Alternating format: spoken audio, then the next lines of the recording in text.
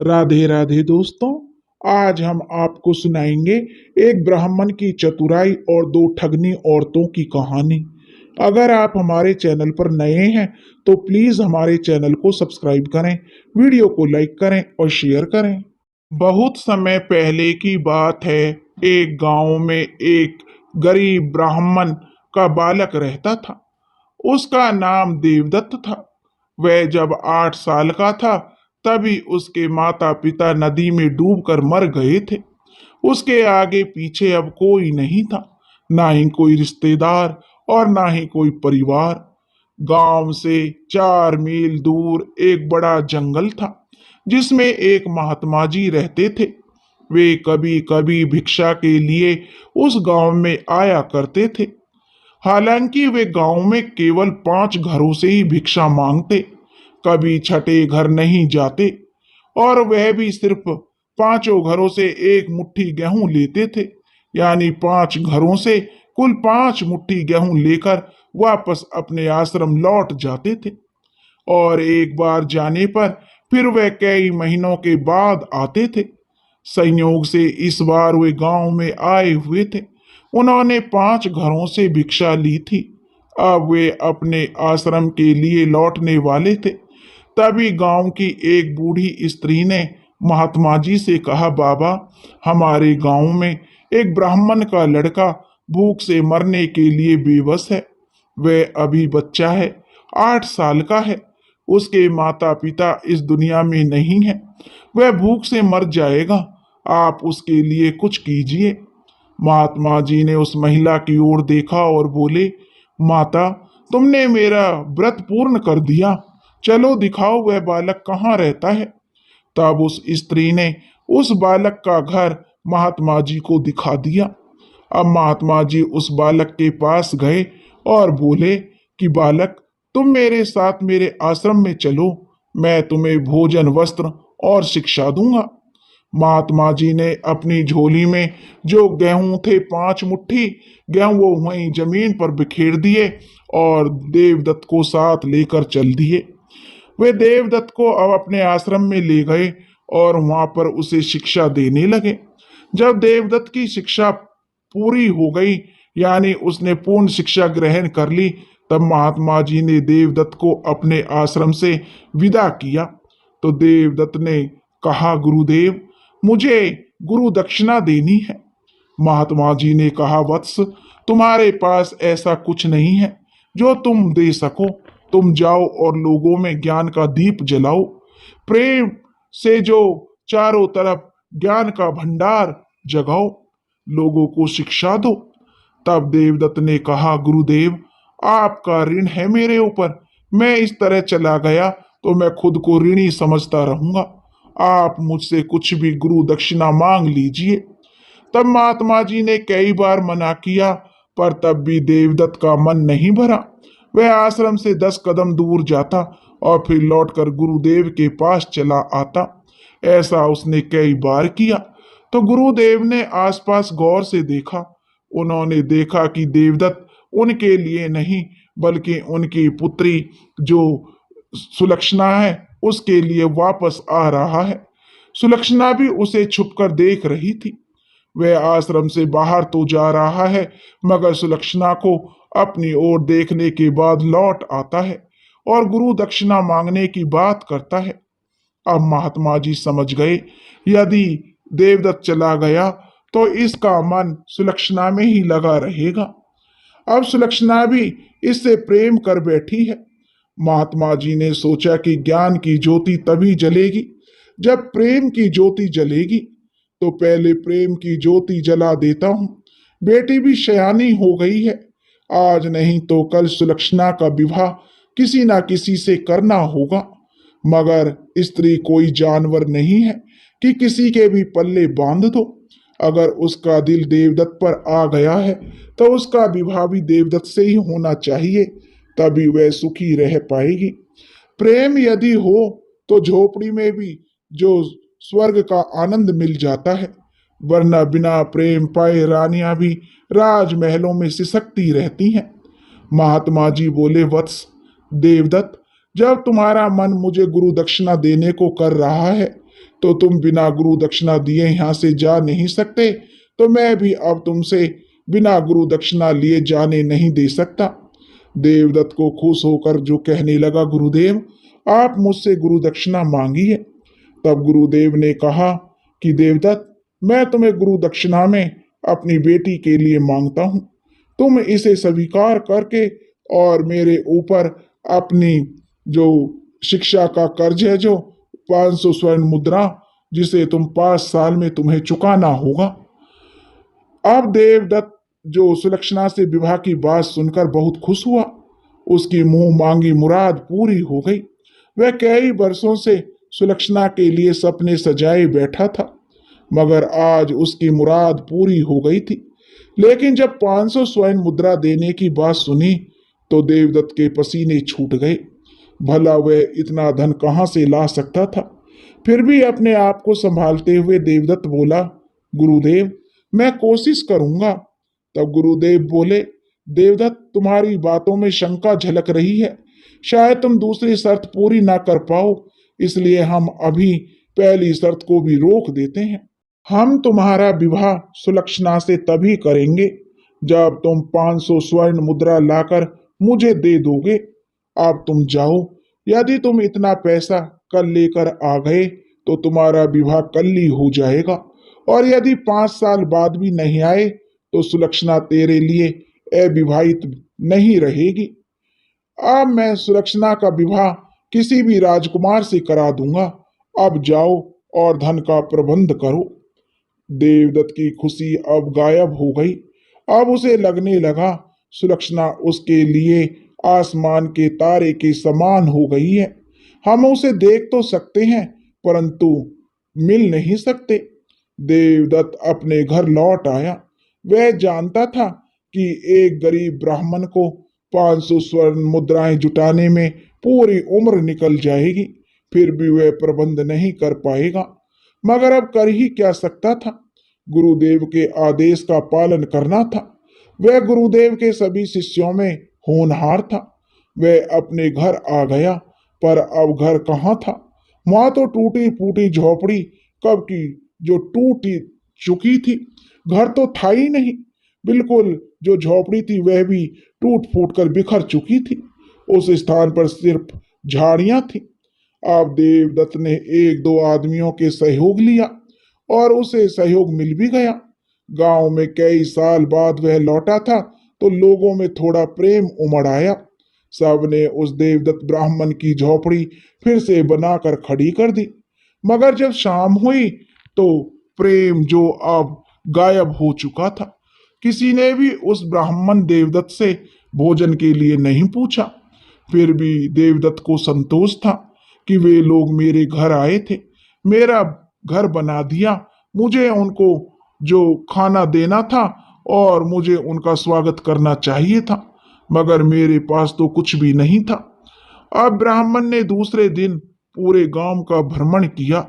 फिर किसी ने जो हाल चाल उस देवदत्त का नहीं पूछा, तो वह दूसरे गांव गया। वहां के लोगों ने नौजवान ब्राह्मण का स्वागत किया और अपना पुरोहित बनने के लिए आग्रह किया। अब देवदत्त ब्राह्मण ने सहसी स्वीकार कर लिया। वहां के लोगों ने देवदत्त ब्राह्मण को तरह तरह के व्यंजन खिलाए और बहुत सी दक्षिणा दी। ब्राह्मण ने भी उन्हें बहुत से प्रवचन सुनाए और फिर अपने घर आ गया। दूसरे दिन फिर वह दूसरी दिशा में निकला तो आगे कई और गांव मिले, मगर किसी ने भी ब्राह्मण का स्वागत नहीं किया। उस गांव के लोग ब्राह्मण को देखकर भड़क गए और उसका अनादर किया, तो वह उस गांव में ठहरा ही नहीं और आगे निकल गया। आगे एक छोटा सा शहर मिला। शहर बहुत छोटा था, मगर उसमें रहने वाले लोग बहुत अमीर थे। अब वह देवदत्त ब्राह्मण उस शहर में गया और उन लोगों से मिला और उन लोगों को बहुत से प्रवचन दिए। वहां के लोगों ने ब्राह्मण का खूब आदर स्वागत किया और उन्हें खाना भी खिलाया, मगर दक्षिणा एक पैसा भी नहीं दी। अब देवदत्त ब्राह्मण समझ गया कि यहाँ अमीर जरूर हैं लोग, मगर इनका दिल बहुत छोटा है। इनके दिल में दान की भावना जगानी होगी। फिर वह ब्राह्मण वहां से अपने घर लौट आया। इस तरह ब्राह्मण ने घूम घूम कर 20 से ज्यादा गांवों में यजमानी बना ली। अब उसे यजमानी से पैसा मिले या भोजन मिले, अब अन्न की कोई कमी नहीं थी। पूजा पाठ कराने पर उसे वस्त्र भी मिल जाते थे। कोई ना कोई बड़ा आदमी सोने की एक दो मुद्रा भी दे देता था, तो वह उसे अपनी झोपड़ी के अंदर खड्डा खोद कर छिपा देता था। मगर एक साल के परिश्रम में वह सिर्फ 30 स्वर्ण मुद्रा ही जुटा पाया था। अब देवदत्त ब्राह्मण अपने गांव के उत्तर में स्थित गांव में कभी नहीं गया था। उसे पता था कि उस तरफ के गांव में ब्राह्मणों की तादाद बहुत ज्यादा है, तो उसे उन गांवों में कोई पुरोहित नहीं बनाएगा। पूर्व की तरफ जो जंगल था जिसमें महात्मा जी रहते थे, तो आसपास के गांव वाले महात्मा जी को छोड़कर किसी को भी महत्व नहीं देते थे। इसलिए ब्राह्मण की मजबूरी थी कि दक्षिण और पश्चिम के गांव में ही यजमानी बनाए। इस तरह ब्राह्मण यजमानी में निकल जाता। वह 3-4 दिन बाद या फिर एक सप्ताह बाद लौटता। उसे खाने की सामग्री, वस्त्र और अन्न मिल जाते। वह लाकर अपने गरीब पड़ोसियों में बांट देता। पड़ोसी भी अब देवदत्त ब्राह्मण से खुश रहने लगे थे। ब्राह्मण की अनुपस्थिति में वे उसकी झोपड़ी की देखभाल करते। इस तरह 1 साल का समय गुजर गया और एक दिन ब्राह्मण को शहर में एक सेठ के घर पुत्र जन्म पर प्रवचन और कथा सुनाने का अवसर मिला। अब देवदत्त ब्राह्मण ने उस सेठ के यहाँ कथा सुनाई। जब ब्राह्मण उस सेठ का पुरोहित बना था, तो सेठ की बहू को पुत्रवती होने का आशीर्वाद दिया था। अब देवदत्त ब्राह्मण की वाणी सत्य हो गई थी। 20 साल बाद सेठ के घर में बच्चे की किलकारी गूंजी थी। सेठ फूला नहीं समा रहा था। ब्राह्मण की विदाई पर सेठ ने 251 स्वर्ण मुद्राओं की थैली भेंट की। देवदत्त ब्राह्मण खुशी के मारे उछल पड़ा। जहां उसकी सुलक्षणा से विवाह की उम्मीद टूट चुकी थी, अब उसे विश्वास हो गया कि वह सुलक्षणा को ब्याह लाएगा। वह जंगल में महात्मा जी के पास जाएगा और यह थैली भेंट कर देगा और बाकी की मुद्राएं वह फिर से प्रबंध करके दे देगा। अब जो देवदत्त ब्राह्मण खुशी खुशी घर आ गया और विचार किया कि सुबह वह महात्मा जी के पास जंगल में जाएगा और यह थैली देकर महात्मा जी से आग्रह करेगा कि वो सुलक्षणा से उसका विवाह करा दें। ब्राह्मण को यह सोच सोचकर रात भर नींद नहीं आई। वह रात भर सुलक्षणा से विवाह के सपने देखता रहा। सुबह होने पर जल्दी से उठा और जंगल के लिए निकल गया। जंगल 4 मील दूर था। जंगल में भी 2 मील अंदर महात्मा जी का आश्रम था। ब्राह्मण को उस स्थान पर पहुंचने में दोपहर तक का वक्त लग गया, मगर ब्राह्मण वहां की स्थिति देखकर काफी हैरान हुआ। वहां अब कोई नहीं था। आश्रम खाली पड़ा हुआ था, उसमें घास उगाई थी। ब्राह्मण को बड़ा ताज्जुब हुआ कि यह सब क्या हो गया। महात्मा जी कहाँ चले गए और मेरी सुलक्षणा कहाँ चली गई। अब आश्रम बंद क्यों हो गया। ब्राह्मण आश्रम के इधर उधर घूमने लगा। वहां उसे एक चरवाहा मिला जिसका नाम जो हरिया था। हरिया से ब्राह्मण परिचित था और महात्मा जी की 5 गायें भी वही चरवाहा चराता था।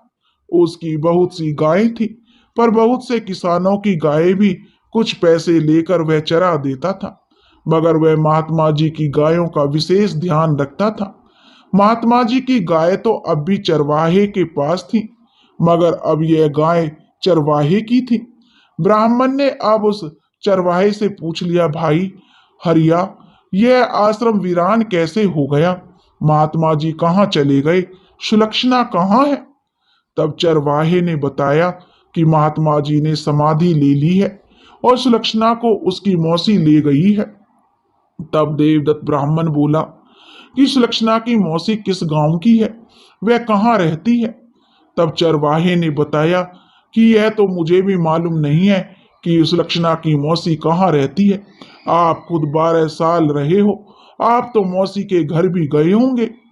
तब देवदत्त ब्राह्मण बोला, नहीं भैया, मैं कभी मौसी के घर नहीं गया, ना ही मैं जानता हूं कि मौसी कहाँ रहती है। मुझे तो समझ ही नहीं आ रहा कि अब मैं क्या करूं। मेरी सुलक्षणा से मिलना बहुत जरूरी है, आप पता लगाओ। तब वह चरवाहा बोला, मेरे ऊपर तो भैया बड़ी जिम्मेदारी है। अकेले ही 100 से अधिक गायों की रखवाली करता हूँ। मैं इन गायों को छोड़कर कहीं नहीं जा सकता। आप बिल्कुल खाली हो, आप ही पता लगाओ, मौसी जरूर मिल जाएगी।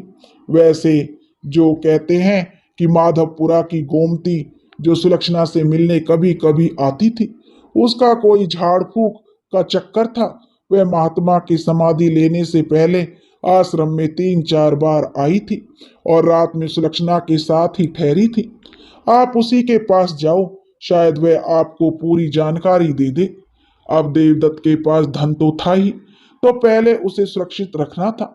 ब्राह्मण उसे लेकर घर वापस आ गया और घर के अंदर जमीन में छिपा दिया। फिर दूसरे दिन वह माधवपुरा के लिए निकल पड़ा। वहां पहुंचने पर उसे गोमती का घर खोजने में कोई परेशानी नहीं हुई, क्योंकि उसका घर गांव से बाहर ही था। जब ब्राह्मण देवदत्त गोमती के घर गया तो गोमती ने ब्राह्मण का आदर सत्कार किया और आने का प्रयोजन भी पूछा। तब देवदत्त ब्राह्मण ने बताया कि मैं महात्मा जी की पुत्री सुलक्षणा की मौसी का पता पूछने आया हूँ, वह कहाँ की है।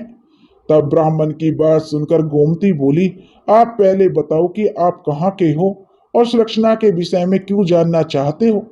तब देवदत्त ब्राह्मण ने बताया कि मैं जो जनकपुरी का हूँ और मैं गुरुदेव का 12 साल तक शिष्य रहा हूँ। मेरा नाम जो देवदत्त है। महात्मा जी ने सुलक्षणा से मेरे विवाह की बात चलाई थी, मगर एक बड़ी शर्त रख दी थी कि 500 स्वर्ण मुद्रा लाकर दो और सुलक्षणा को ब्याह करा कर ले जाओ। गोमती बोली, क्या बात करते हो भला, कोई पिता अपनी बेटी को बेचता है। आप 12 साल विद्या अध्ययन करने के बाद भी बेवकूफों वाली बात करते हो। मुझे भी पता है कि समाधि लेने से पहले गुरुदेव ने किसी जो देवदत्त को याद किया था। वह चाहते थे कि आप उनसे मिलो, मगर आप कहाँ थे, किसी को पता नहीं था। यह पैसे वाली बात आप मुझसे कह गए, यहाँ तक तो ठीक है, मगर किसी और के सामने मत कहना। महात्मा जी पैसे के माध्यम से आपको क्या समझाना चाहते थे, यह बात या तो महात्मा जी जान सकते हैं या फिर सुलक्षणा जानती है। सुलक्षणा इस वक्त गोवटी गांव में अपनी मौसी के पास है। गांव में उसकी मौसी और सुलक्षणा रहती है। मौसी का पति जो एक साधु है जिसका नाम सुखदेव है, जो गांव में नहीं रहता। आप गोवटी गांव में सुखदेव साधु का घर खोजते हुए चले जाना, मौसी और सुलक्षणा मिल जाएंगी। आप जो देवदत्त को पूरा जो पता मिल गया था, उसने गोमती को धन्यवाद दिया और फिर घर के लिए निकल पड़ा। रात होने तक अब देवदत्त घर पहुंच चुका था। अब उसे गोमती जाना था, जो जनकपुरी से काफी दूर था।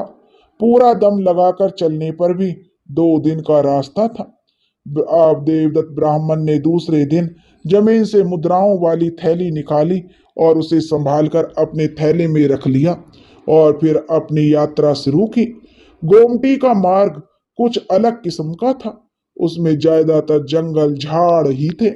ब्राह्मण कभी भी उस मार्ग से नहीं गया था।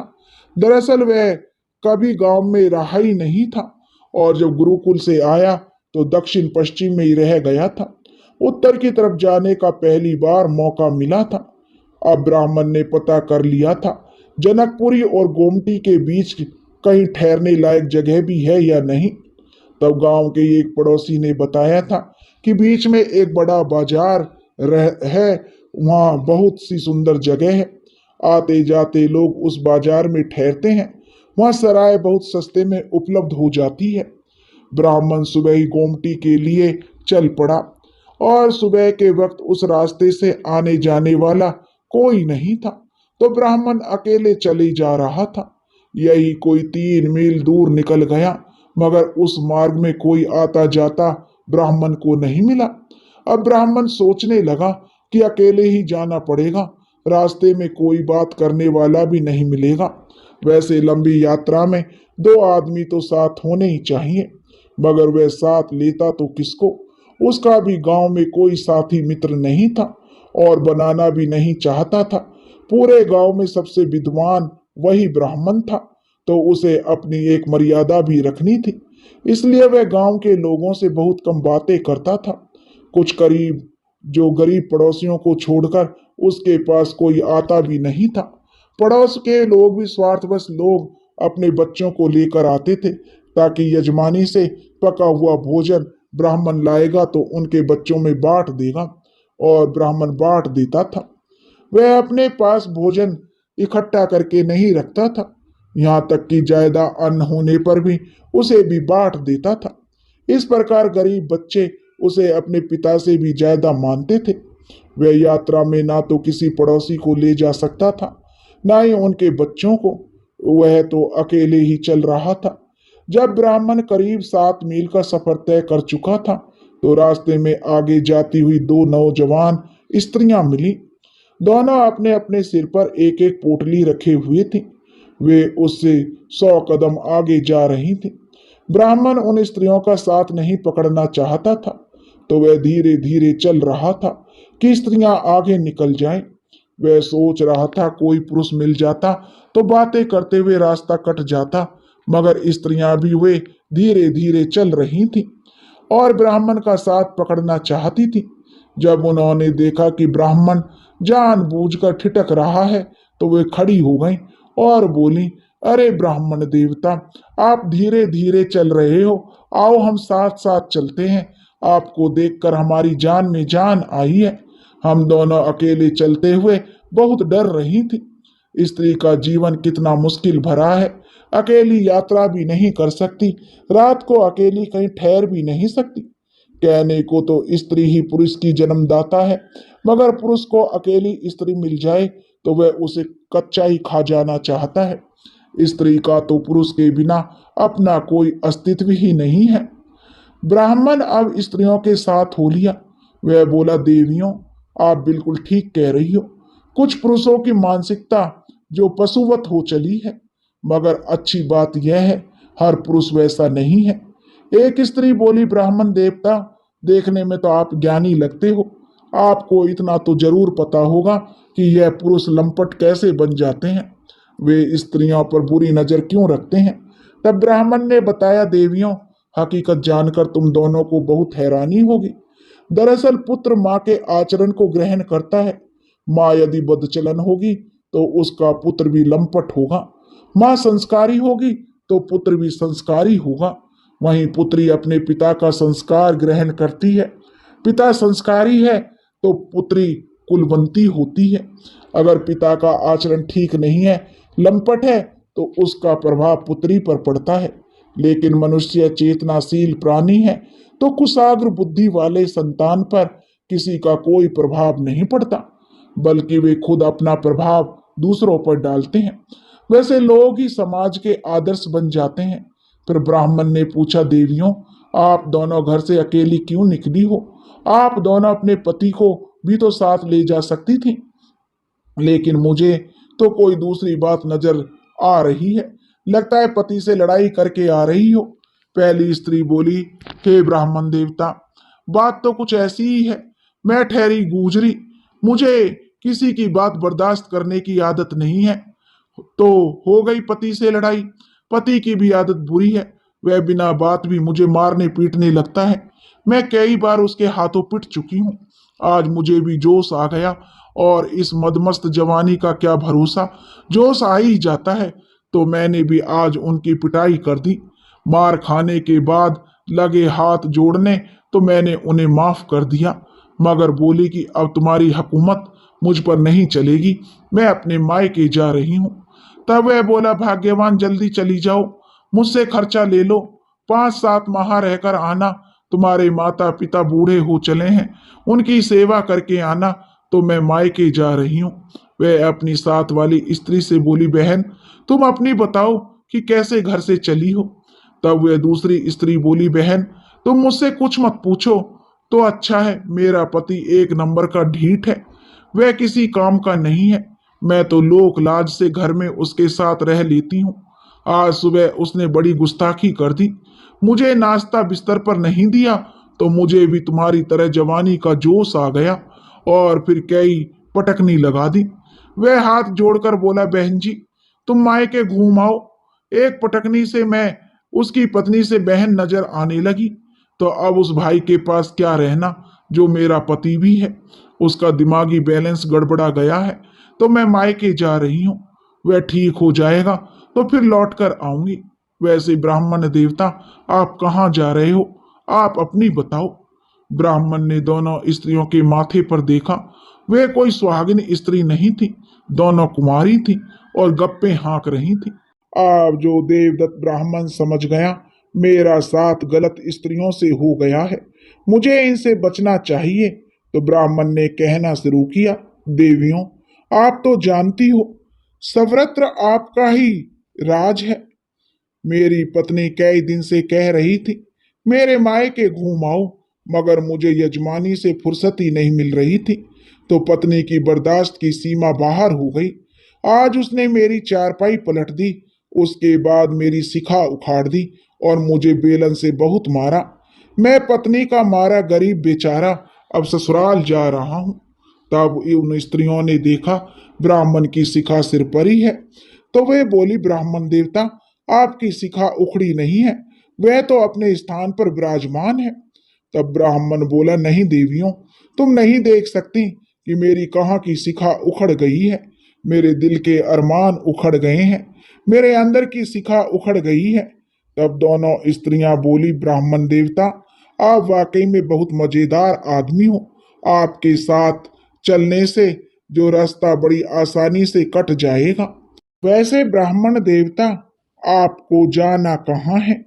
तब ब्राह्मण ने बताया कि मेरा पहला पड़ाव रेटा बाजार तक है। और दोनों स्त्रियां बोली, हमें भी ब्राह्मण देव तक वहीं तक जाना है।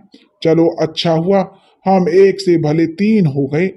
एक तो बातें करते करते रास्ता कट जाएगा और दूसरा रात होने पर हम साथ ठहर भी जाएंगे। रात में स्त्रियों को अकेली ठहरना उचित नहीं रहता, लेकिन जब हम साथ में होंगे तो कोई मुश्किल नहीं होगी और फिर हमें साथ में देखकर कोई परेशानी भी नहीं होगी। और हम कुलीन स्त्रियां हैं, आपको कोई परेशानी भी नहीं होगी।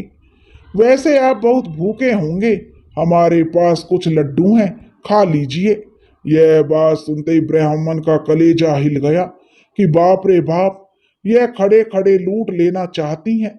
ब्राह्मण अपने आप को संभालते हुए बोला, देवियों आज मेरा व्रत है, मैं कोई भी अन्न नहीं खा सकता, मगर तुम दोनों के आग्रह को ठुकरा भी नहीं सकता हूँ। तुम लड्डू मुझे दे दो, मैं कल व्रत टूटते ही खा लूंगा। एक स्त्री बोली, ब्राह्मण देवता आप भी गजब बात करते हो। अगर अभी हम आपका साथ देने को तैयार हो जाएं तो सारा व्रत तोड़ दोगे, मगर लड्डू खाने में व्रत की बात करते हो। तब ब्राह्मण बोला, देवियों आप अपने रास्ते जाओ, मुझे आप दोनों के साथ नहीं जाना है। आप बहुत गंदी बात करती हो। मैं रात में आप दोनों के साथ कहीं ठहर गया तो मेरा तो धर्म ही नष्ट हो जाएगा। मैं रात भर में ब्राह्मण से चांडाल में बदल जाऊंगा। तब वो एक स्त्री बोली, ब्राह्मण देवता आप हमारी बात का बुरा मान गए। अरे हम तो आपसे मजाक कर रही थी। अरे हंसी मजाक करने से तो रास्ते कट जाते हैं। आप मजेदार आदमी हो तो थोड़ा मजाक कर लिया, वरना हमें भी पता है आप एक धर्मात्मा ब्राह्मण हो। हम आपकी मर्यादा का पूरा ख्याल रखेंगे। आप इस तरह बीच रास्ते छोड़ दोगे तो कितना मुश्किल होगा। उसका कर्तव्य है कि स्त्री की रक्षा करना। मान लो आप नाराज होकर आगे चले गए और कहीं दो चार बदमाश आकर हमारे साथ कुछ गलत कर दें तो उसका सारा पाप आपके ऊपर लगेगा। आप खुद सोचो, किसी स्त्री को रास्ते में अकेली छोड़ देना किसी धर्मात्मा और पुरुष को शोभा नहीं देता क्या? ब्राह्मण बोला, ठीक है, मैं एक साइड पर तुम दोनों के साथ चल सकता हूँ। तुम दोनों मुझसे कोई जो गंदा मजाक नहीं करोगी, यही मेरी शर्त है। दोनों स्त्री एक साथ बोली, ब्राह्मण देवता आपसे अब कोई मजाक नहीं करेंगे। तीनों साथ साथ चलने लगे, सभी मौन होकर जा रहे थे। तभी एक स्त्री बोली, ब्राह्मण देवता इस तरह मौन धारण करके चलना रास्ते को लंबा बना देता है, जबकि बातें करते हुए चलने से बहुत लंबा रास्ता भी छोटा पड़ जाता है। आप कोई कहानी सुनाओ ना। आप ब्राह्मण हो, शास्त्रों के ज्ञाता हो, उसी में से कुछ सुनाओ। ब्राह्मण बोला, देवियों, रास्ते चलते शास्त्र की कहानियां नहीं सुनाई जाती और उसके कुछ नियम हैं। और फिर मैं कोई काल्पनिक कहानियां नहीं सुनाना चाहता। तुम लोग खुद कोई कहानी सुनाओ। हाँ, कोई अच्छी कहानी सुनाओ। एक बोली, ब्राह्मण देवता, मैं गूजरी हूँ, मुझे लड़ने भिड़ने के अलावा कुछ नहीं आता। वह अपनी सहेली से बोली, बहन तुम कुछ सुनाओ। तब वह दूसरी स्त्री बोली कि बहन, मैं अपने पति के साथ बिताए वक्त की बात सुना सकती हूँ। अगर ब्राह्मण को यह बातें बुरी लगेंगी तो एक और कहानी सुना सकती हूँ, मगर उसमें एक शर्त है। तुम मेरी बहन हो, मैं तुमसे कोई शर्त नहीं लगा सकती। स्त्री का स्त्री से शर्त लगाना ठीक नहीं है। शर्त जब किसी पुरुष से लगे तो बहुत मजा आता है। ब्राह्मण देवता, मैं आपसे शर्त लगाती हूँ, क्या आप शर्त लगाने को तैयार हो? ब्राह्मण बोला, नहीं, मुझे कोई शर्त वर्त नहीं लगानी। तब स्त्री सख्त हो गई और बोली, अब विद्वान होकर शर्त से डरते हो?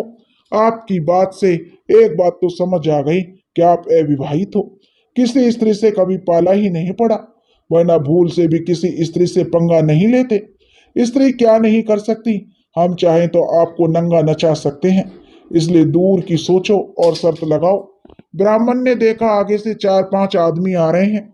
यदि मैं शर्त नहीं लगाता तो ये मुझ पर कोई भी झूठा इल्जाम लगाकर पिटवा सकती हैं, मेरी तो इज्जत ही उतर जाएगी। तो ब्राह्मण शर्त मानने को तैयार हो गया। वह समझ चुका था कि उसका ठगनियों से पाला पड़ गया है। पहले लड्डू खिलाने की कोशिश की तो उसे लेकर थैली में रख लिया। अवश्य वह नशे वाला लड्डू है, अब बातों के जाल में फंसाना चाहती हैं। वह स्त्री बोली, मैं एक कहानी सुना रही हूँ, अगर तुम्हें मेरी कहानी झूठी कह दिया तो तुम्हें अपने झोले को उतार कर हमें देना पड़ेगा। इतना सुनते ही ब्राह्मण के कान खड़े हो गए। समझ गया कि उन्हें किसी तरह से पता चल गया है कि इसमें सोने की मुद्राएं हैं और यह सीधे तरीके से नहीं, चतुराई से मुद्रा ठगना चाह रही हैं। ब्राह्मण पूरे आत्मविश्वास के साथ बोला, हमें तुम्हारी शर्त मंजूर है, तुम कहानी सुनाओ। स्त्री कहानी सुनाने लगी। बोली, मेरा विवाह हुआ तो मायके से दहेज में मेरे पिता ने एक गाय दी। गाय मेरे मायके से गर्भवती थी, हमारे घर आकर एक घोड़े को जन्म दिया। गाय इतना दूध देती थी कि उसके दूध से पूरे गांव का पेट भर जाता था, फिर भी दूध बच जाता था। हम उस गाय को एक हाथी को पिला देते थे और उस घोड़े की तो बात ही मत पूछिए।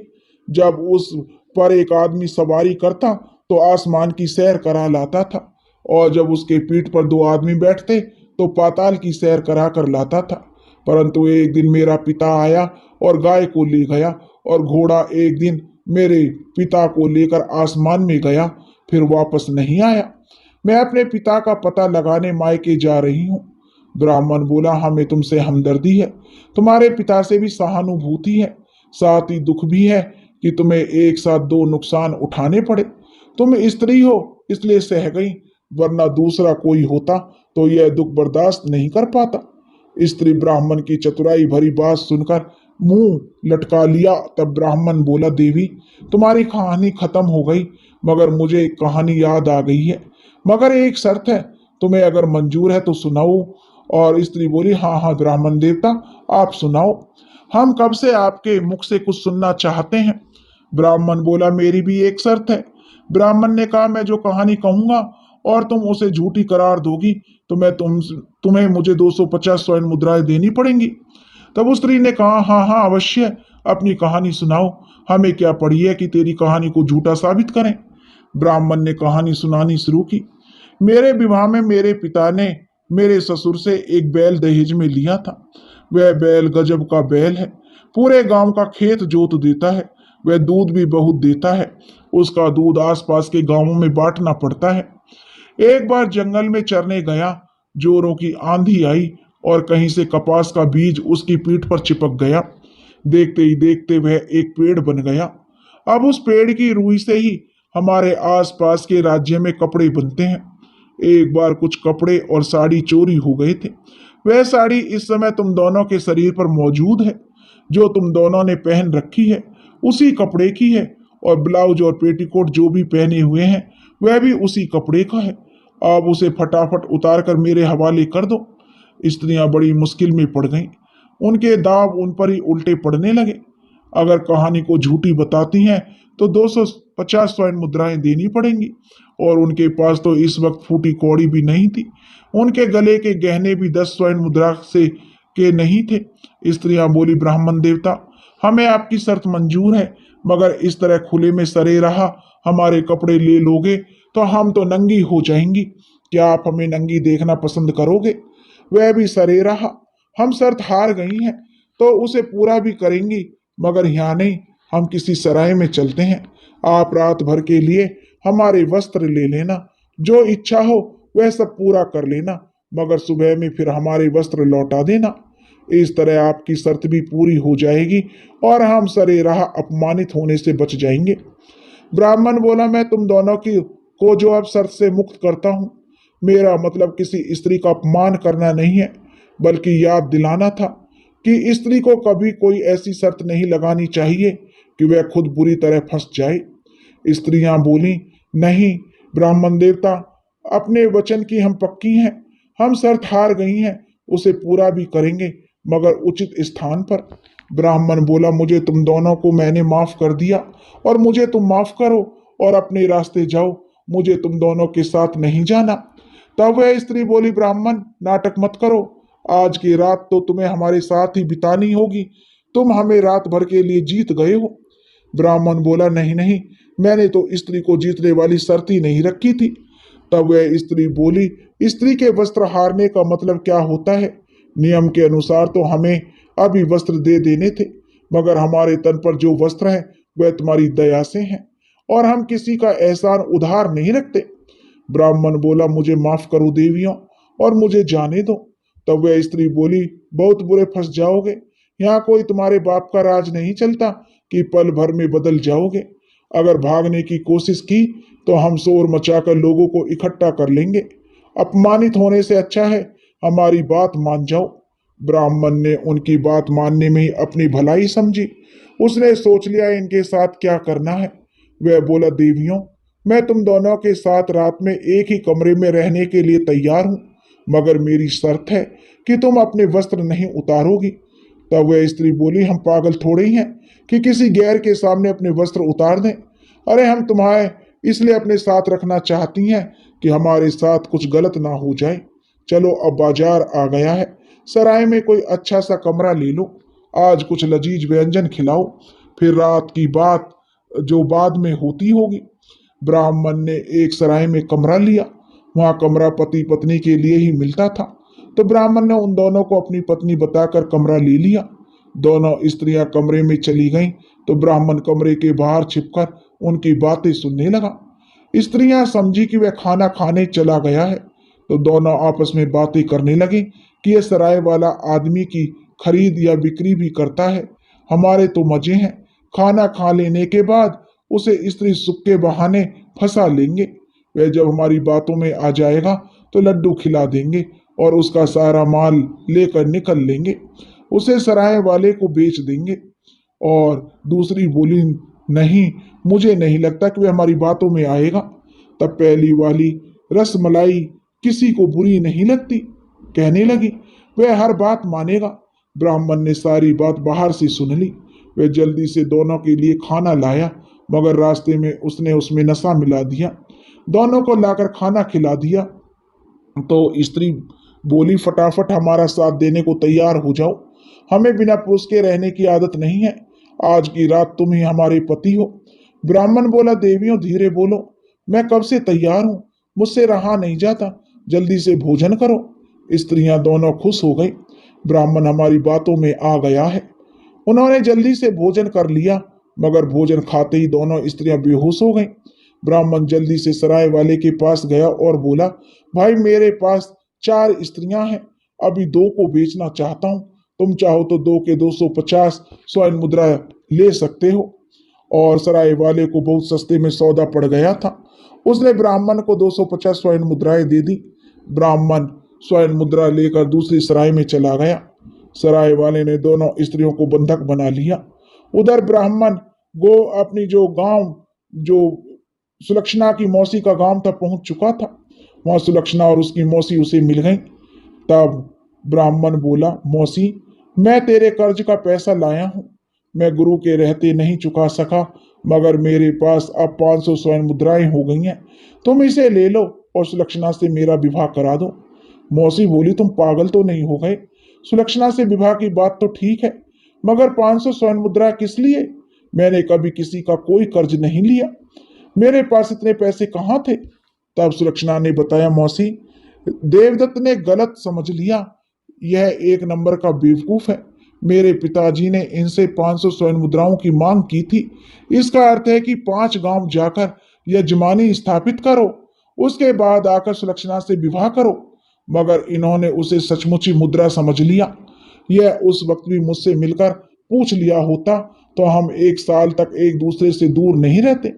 मौसी ने तुरंत सुलक्षणा का विवाह जो देवदत्त ब्राह्मण से करा दिया और उसका पैसा भी उसे लौटा दिया। ब्राह्मण अपनी पत्नी को साथ लेकर घर चल पड़ा। तभी उसे ख्याल आया कि मुझे उन दोनों स्त्रियों को आजाद करा देना चाहिए। मुझे उन्हें बेचने का कोई हक नहीं था। वह सराय वाले के पास गया और बोला, भैया, मैं रात को नशे में था और अपनी 2 बीवियों को बेच दिया था।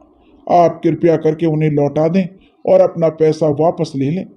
सराय वाला बोला, नहीं, अब उनके भाव बढ़ गए हैं, अब 500 स्वर्ण मुद्राएं लगेंगी।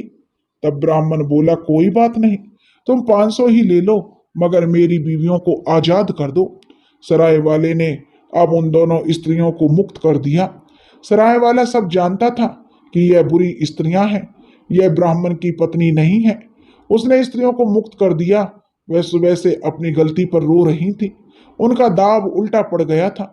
मगर जब ब्राह्मण ने उन्हें दुगनी कीमत देकर आजाद करा दिया तो उन्होंने ब्राह्मण के पैर पकड़ लिए और फिर जिंदगी में कोई गलती नहीं करने की कसम खाई। ब्राह्मण अपने घर आ गया और वे स्त्रियां भी अपने घर चली गईं। दोस्तों, जीवन में कोई भी बेकार नहीं होता। हर इंसान भगवान का रूप है। जिसे तुम आज धोखा दे रहे हो, वही कल तुम्हारी सबसे बड़ी मदद करेगा। इसलिए कभी किसी को मत ठगो। मेहनत से कमाओ, सच्चाई से जियो, यही सच्ची भक्ति है। दोस्तों, अगर आपको ब्राह्मण की चतुराई की यह कहानी पसंद आई हो तो प्लीज हमारे चैनल को सब्सक्राइब करें, वीडियो को लाइक करें और शेयर करें। राधे राधे।